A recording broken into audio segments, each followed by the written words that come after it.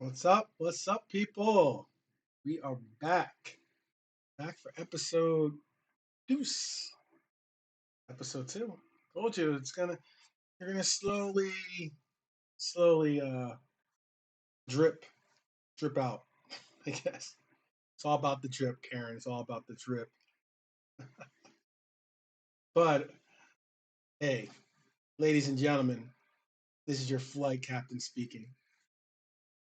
Let me tell you, as we start our descent, please make sure your seat back and tray tables are in their full upright position and all carry-on luggage is stowed under the seat in front of you. It's been a bumpy ride, but we're going to come in for a smooth landing. And as always, Liberal 12th Man is going to get you home safe.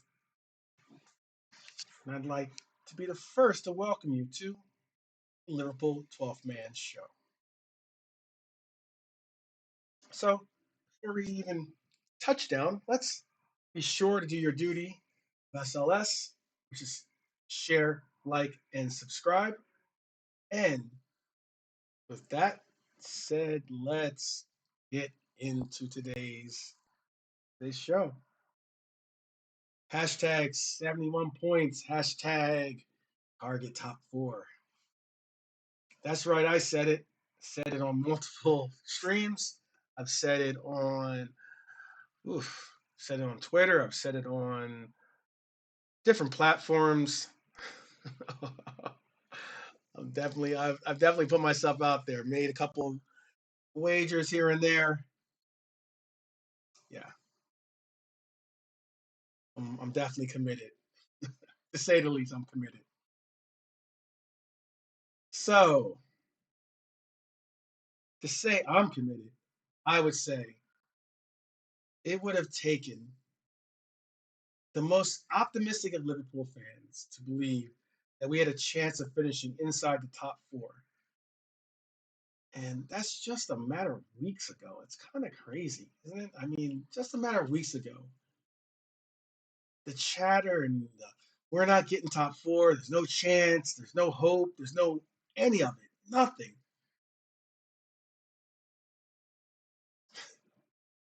I heard those things. I was just like, do you watch this team? Have you not seen some of the most? Did you not watch Allison score a header to put us into the top four last year? And you still don't believe? I mean, you can go back to 2005. That's not even Klopp. Let's just stay with this era of Liverpool football. You still don't believe when you've seen Lord Divock do miracles. And you still don't believe. Because back in April, as early as March, I was on an island. I was on a deserted island.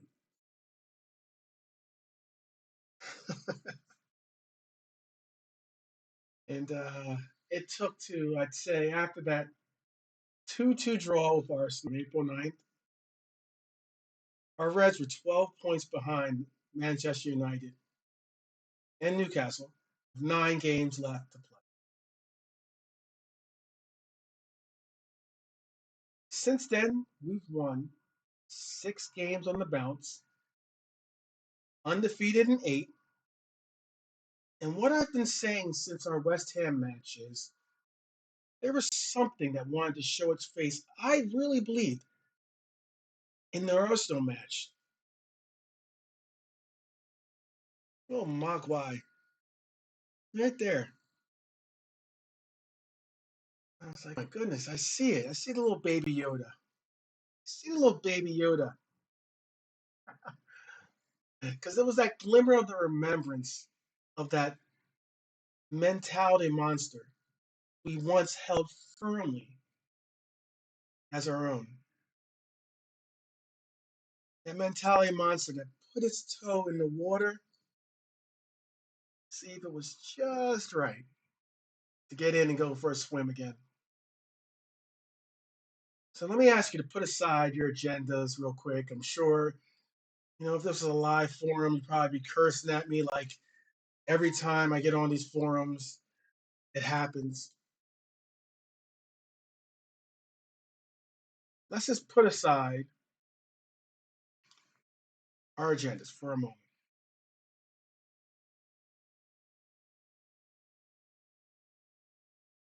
and realize that Arsenal went into Anfield. They went to Anfield and punched us in the mouth so hard. Pause. And after getting back up, we showed a faint shout of that mentality monster by controlling the second half and nearly winning. Nate, Ibu, I still got love. So, yeah, getting back to it, we were so close to winning, and I saw that glimmer. Saw that glimmer on the horizon. I was like, it looks familiar. It looks so familiar. Because after that, we went to Leeds. And people were rightfully. I can understand their trepidation. I can understand how some people were scared that our poor away form would resurface. I can understand those things. But hey, I always say, scared, get a dog. You don't want to know what we say in America, but all the same, if you're scared, get a dog. Because realistically, don't bring that scared business around me, man. On some belly, right?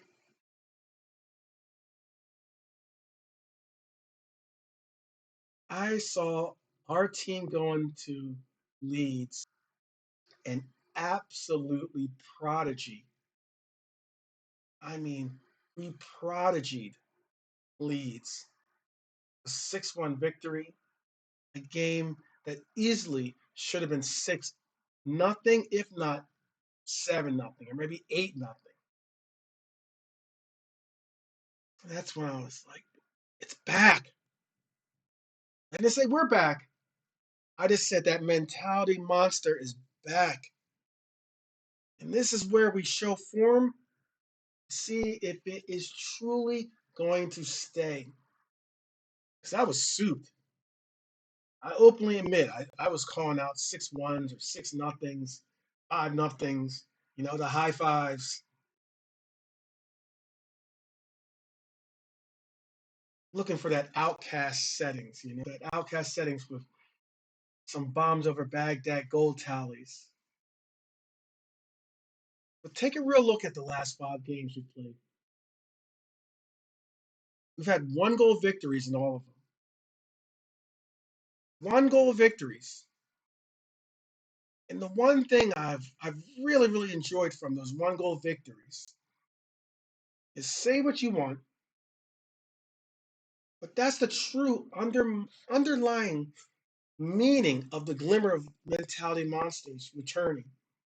What it's what signified it to me, what underlined it through the magic marker, bold highlighter pen going over top of it to say, remember me? Because either coming from behind, pause, and taking victories, or holding on to wins, despite our opponent's efforts, that's what the mentality monster we've been missing, the one that we once knew. You can devalue those efforts all you want, but getting wins when it counts the most is the difference in why we won the league when we won the league.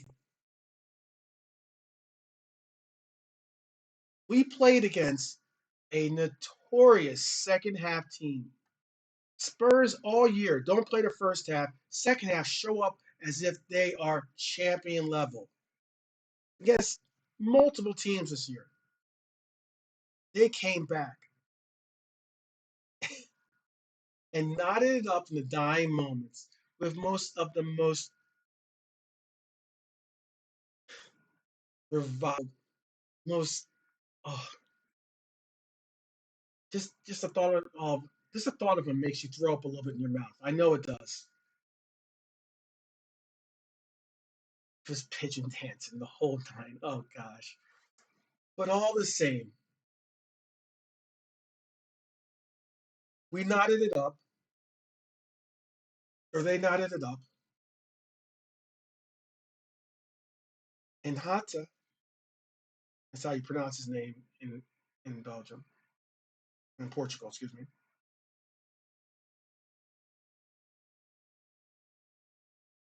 Hata came over and said, Richarlison, hold my beer. I'll be right back.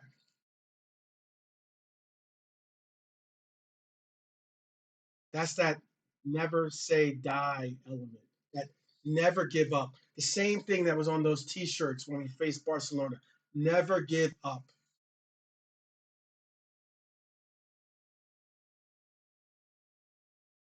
That meant something to me because he came just rearing down that sideline, scored the game winner in the very next minute, one of the last minutes of the second of extra time. That's some mentality monster. I'm not saying we're back, like fully back, like we just said, but I can say that glimmer is truly a hope to say we're not losing. We can believe in us. We understand what that badge means. We understand what this game means to so many of these red supporters. So much of what I spoke of in the first episode, so much of what I think truly separates us from other fan bases. We're all the same. What's one of the most notable trends, you'd ask, maybe?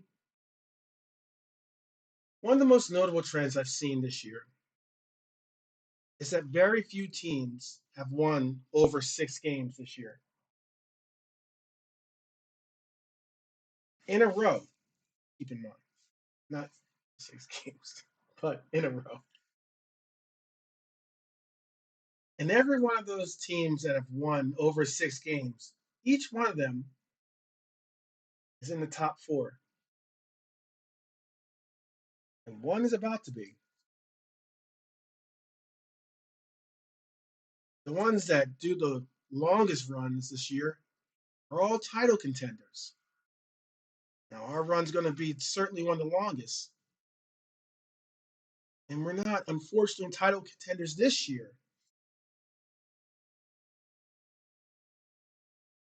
But next year is a different story. And that's why making top four means the world. Not only financially, but it means a lot in our hopes of really bringing home silverware. The key to my now infamous spreadsheet that's now going around and sometimes gets mocked and sometimes is getting certain praise, and I appreciate that, was a spreadsheet I diagrammed showing how top four was possible and how I believed that the teams above us just didn't have the experience that it was going to take to get there. Not saying that they can't gain that experience, but going on the fact that they don't have that experience. This is one of Manchester United's best years, and it's our worst. This is one of Newcastle's best years. They're a team that I can't remember the last time they made the top four. Go figure they have, financial backing like none other now. But all the same,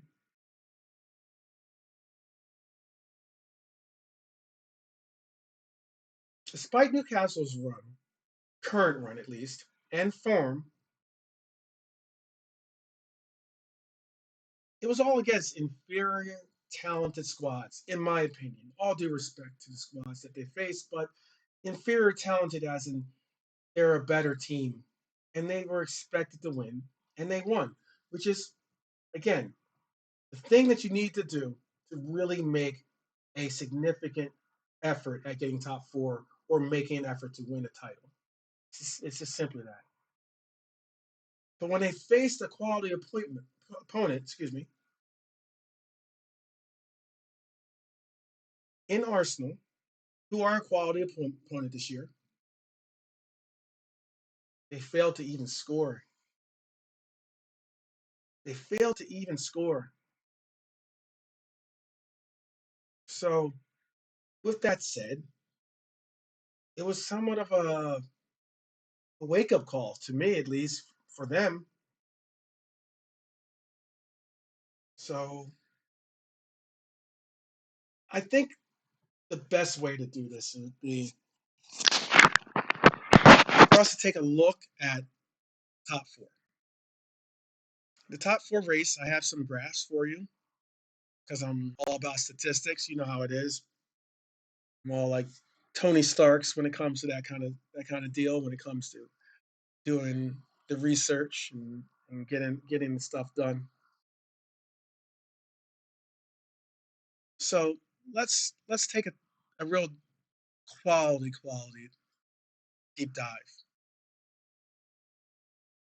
and let's bring up some stats.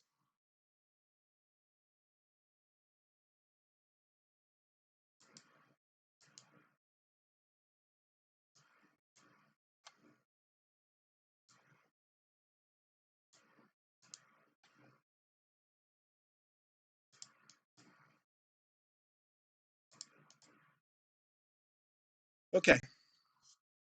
Oh, this is my first stat. As you can see, shows the table we're at right now as Newcastle, Manchester United, and Liverpool. We have 65 points for Newcastle. We have 63 points for Manchester United, and we have Liverpool at 62.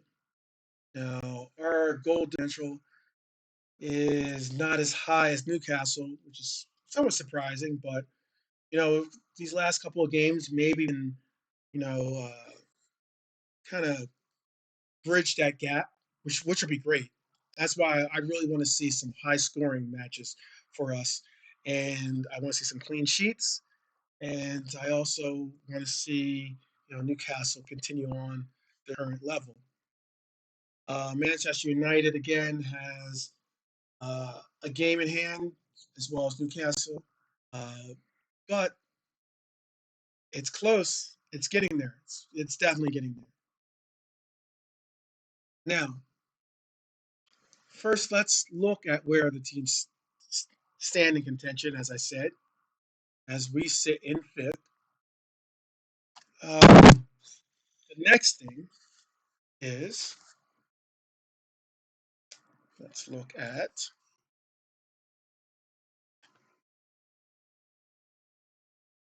the actual schedule. Here are the games. So as we look, we have Leicester. We have Villa, which is going to be tough. We have Southampton, Manchester United. Again, they have a nice little home stand where they're going to um, face the Wolves. But what's nice about that is that they're going to have Brighton, they're going to have Chelsea, and then end the match or end the year with a game that they should possibly play well in on paper, but again, is an important game. And you'll see it because I have the games actually circled in what we're going to do. So let's start the clock.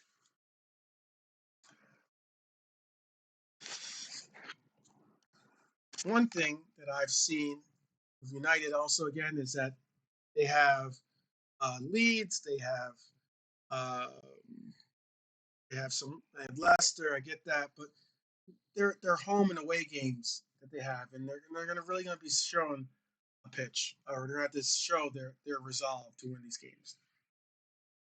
So now, before we get into their matches, let's look into do at least a real thorough dive into their matches. Let's do um, look at their current win streaks. Let's look at their ability to maintain their form currently, and that is the next graph I have up for us. Now, this is the top five. This is an important graph because you'll see that unlike Manchester City, who just have bars of green, uh, Arsenal had some bars of green, but let's just when Arsenal's not in my discussion. Newcastle United, Manchester United. Newcastle's had some greens. But I really believe some reds and yellows are coming. That's reds being losses, yellows being draws. Manchester United have already seen that. A draw with the win and two straight losses. Not good. It's a difference, as you can see with our form. All those greens and even some yellows in the beginning. So let's look at a deep dive into it. Now, our current streaks and sequences is what this shows. And this shows us with 6 wins. It also shows us with no losses in 8 matches. It shows that we have uh, no goals against, meaning we have some clean sheets. We have 2 clean sheets. But it also shows Manchester United with no goals for. It also means that they haven't scored in 2 matches. It shows that Newcastle United haven't scored in their previous match. Okay, important. All the games we've played, we've scored in. No draws thing, we can take that for what it is. But the no wins thing is huge. And that's where we're starting to look at it. That's where it's going to be starting to be a little bit of a difference. Now, these games are the games that I see as being games of much watch. You got to put all of the emphasis of good, positive, Zen-like atmosphere. Whatever you do, I don't care. Where you pray to, whatever God you pray to, whatever spiritual basis you go to, or even if you don't do any of that stuff, just putting out some positive energy. We need these games to really be in our favor. We need them to be in our favor. We need these games here to be the games that show top four is coming. So we have the Leicester game again. Leicester is going to be an interesting game because last year, last year that game easily could have been that game easily could have been seen as the game that signified us not getting top four, or excuse me, not winning the league, and it could signify us not getting top four this year. That's why this game is important. Um, but I foresee these opportunities as such because when it comes to Leicester, one thing I've noticed is that they have really been letting in a lot of goals, playing it loose to the cuff, and going for these. Hey, let's just score, anyone score. Let's just go back and forth.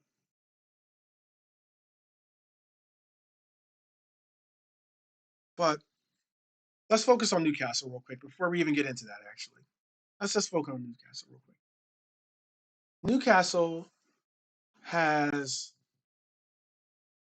Leeds United coming into a match where they're going to have their former Magpie manager, Big Sam, taking a Leeds United team into a relegation battle in a game that they need more than anything. Um, I hope that Big Sam can get a result. I know Big Sam also uh, is a talented enough manager to get these kinds of results because he just does what it takes to kind of get these types of results. Not necessarily these types of results comes to uh, when it comes to really having a top four or challenging team, but definitely has the results to save teams or get them firmly into into safety. It's important. This game means a lot to them. Um, their match against Brighton. This is all for Newcastle again. Their match against Brighton. Brighton just got recently embarrassed, and I mean embarrassed. They got embarrassed by Everton. Let me repeat that. They got embarrassed by Everton. For the team that looks like possibly the Cinderella team of the year, they got embarrassed by Everton at home.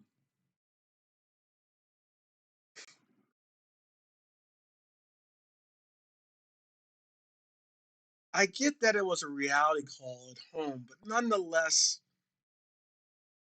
I think that a team playing as well as they are or have been, a bounce back is inevitable. They have to bounce back.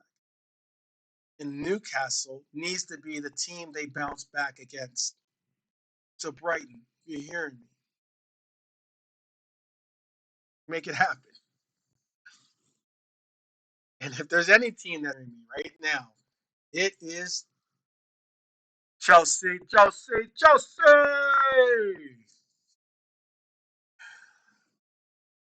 Because look, the Blues. Let me tell you, there's an interesting stat. Here's an interesting stat. The Blues are far less to play for because they're not going to fall into relegation. But for the Magpies on the 28th of May, um, let's just keep it real. In their history, in their history, they have history on their side because the Blues have not lost at home to Newcastle since their brace in 2012. That's over a decade ago. It's 11 years ago. And I know this team is in the mud,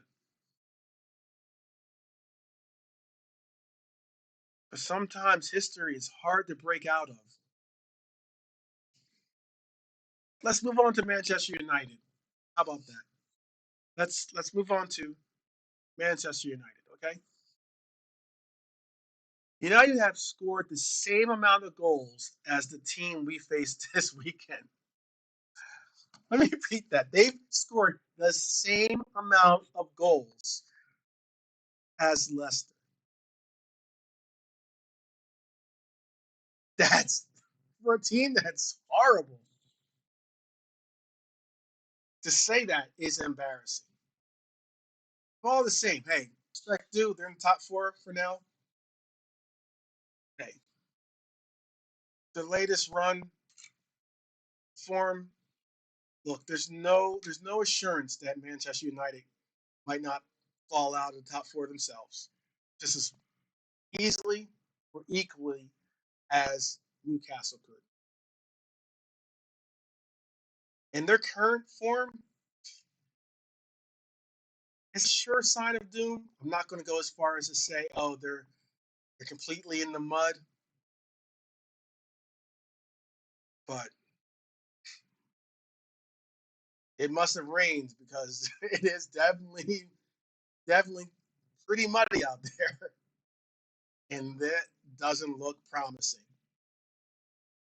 So, look, it shows when team has to play a long schedule and has a lot of games that they've played in the season, as Manchester United are finally realizing, as they've played, I believe, 57 games, I want to say, this year. Not our record breaking number of games that we played last year, of course. But 57 games is a lot of games. And having played 57 games and having FA Cup final where they want to definitely give their all to obviously win the FA Cup, which is an enormous trophy to add to the silverware, but also to stop Manchester City from having even before having even a realistic chance of getting that treble.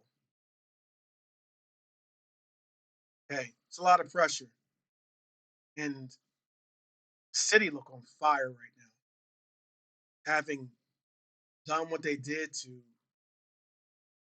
Real Madrid. They look good. They look good. So maybe no FA Cup for them. Just another punch in the gut. Now, albeit they have Wolves and have Bournemouth, who have little to play for, but it doesn't mean they're going to just roll over and play dead. There's a lot of stress on the shoulders of both teams. And sometimes when you have that kind of stress, I'm not saying that you get losses. I'm not saying that you end up getting a loss out of it, but you end up getting draws. You end up getting those draws that, hey, that's points left on the board. And that's what we need. And with a black mark like that on your record, it's not going to be a good thing. It's going to be a good thing. They have a back line that's thoroughly depleted. Having backs play center back positions, and then you got London calling. Do you hear me? Because I need again. I need Chelsea. I need those Blues. Give Super Frank performance of a lifetime. And on paper, they should. There's no reason why anyone would say different. And anything, I would hope that they bring that type of performance they did against us. And they eke out a 0-0, nil-nil draw. And then the final match, you have, I need the club I call Fulham America. Fulham America. And the return of Mitrovic to be epic. If there is ever a revenge game, it's this one. I don't care if you overlook anything. This is going to be a fun match to watch. Tim Ream not being in that back line hurts. But Fulham, they can play, as we definitely full well know, having just played the match against them and watching a team that gave it their all in a team that we won by one goal. Mitrovic has a chip on his shoulder. He has to. He's coming off a ban, a long, lengthy ban. It's not like he hasn't been playing, and I'm sure he's, and if anything, keeping himself fit and doing what he needs to do to make an impact when he gets back onto the pitch fresh, with a little bit of fire in his heart, knowing that he has a vendetta to settle. A vendetta to settle because the FA Cup exit was because of the Manchester United performance they had and the antics and what he referenced as being the BS cost his team a chance to be playing in the game that Manchester United is about to play in. I'm sure that doesn't sit well. And I'm sure that puts a little bit of emphasis into the match ahead. Again, this all brings us full circle back to my hashtag, 71 points, my hashtag, target top four. And the campaign participants for that hashtag campaign, our beloved Mighty Reds. And as far as our schedule, we only have 3 games left. Some would say that couldn't get here any sooner. But again, we have Leicester coming up. And don't get me wrong, I hate playing at the King Power. Considering last year, this match could have been seen last year at least as the reason we didn't win the title. Yet Leicester is not shy about giving up goals again, as I spoke on earlier. And if it's a slugfest they want, then I am confident we can come out on top, pause, and get a victory, a well-deserved victory, and hopefully increase our goal differential. Get some goals on the books so we can decrease that tiebreaker if it gets down to that. Because Villa is going to be a tough match. And all I can say is thank the heavens that is at Anfield, which is our own personal heaven. I say that because Villa has a top-notch manager. I've rated I've rated Emery before Arsenal got rid of him, and to see what he's done with the teams that he's uh, them with in La Liga, and, winning Europas. And to also take a Villa team that was about to be in relegation. I don't want to say who was the coach because I love that guy. But yeah, I'm hoping that glimmer of mentality monster I spoke of, I'm hoping as well and alive. And if it's not, or if it wavers at any point, I believe that Anfield is the difference maker when it comes to reviving it. Anfield is just different. It's just something special. And that's what I think it will be the difference in that match. And our final match is at Southampton, and they're no pushover because no pushover team is in this league. There's no team that's an easy match ever. Uh, you got to go into these games, which I think we have now turned corner on, not playing to our competition's level.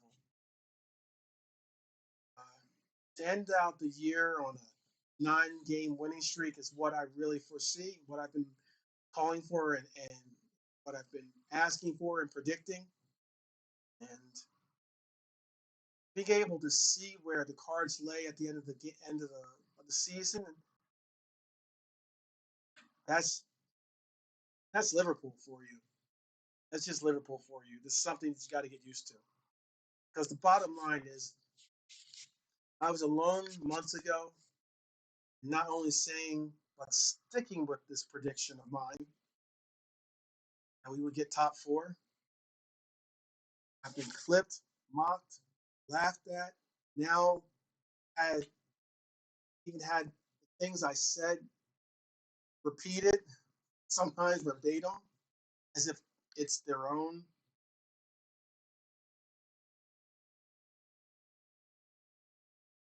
And those of those of you out there, those of you, my fellow Reds that didn't believe,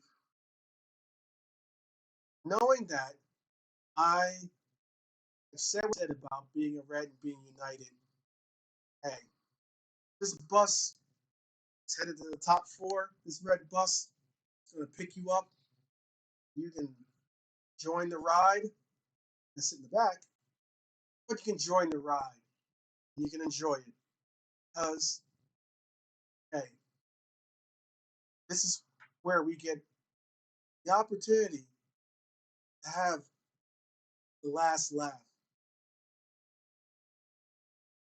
We had it last year of Alley. Why not have it this year, this club? So, big up, Reds, as always. Thank you for watching, sharing, liking, and subscribing. If you haven't already, please do so. Remember, always remember, you'll never walk alone, brothers. You'll never walk alone, sisters. You'll never walk. You'll never walk alone, my mighty Reds. Take care. See you soon.